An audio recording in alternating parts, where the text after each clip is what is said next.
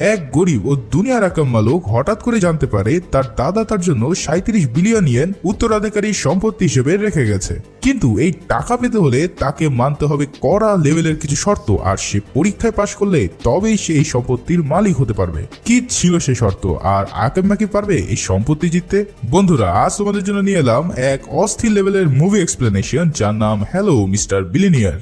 এই মুভি দেখার পর আমি নিশ্চিত তুমিও বলবে, ভাই রে ভাই, এমন মুভি এতদিন কই ছিল। মুভিটি একদম শেষ পর্যন্ত দেখলে তোমার হাসতে হাসতে পেট ব্যথা হয়ে যাবে। তাই আর পেঁচা না পেরে চলো শুরু করে দেই আমাদের আজকের এক্সপ্লেনেশন। মুভির শুরুতে আমরা দুনিয়ার সবচেয়ে অসফল এক ব্যক্তির সাথে পরিচিত হই, যার নাম ওয়াং। ঠিকই ধরেছো, এই ওয়াংই হচ্ছে আমাদের প্রধান চরিত্র। জীবনে এমন কোনো কাজ করা বাকি নেই যে সে করেনি। পেশায় সে একজন গোলকিপার, কিন্তু মাঝে মাঝে মেয়ে সেজেও গোলকিপিং করতে হয় পেটের দায়ে। এদিকে মিস্টার জিন নামের এক লোক তাকে মেলা টাকার অফার দিয়ে বসে আপকামিং একটি ম্যাচ হারার জন্য।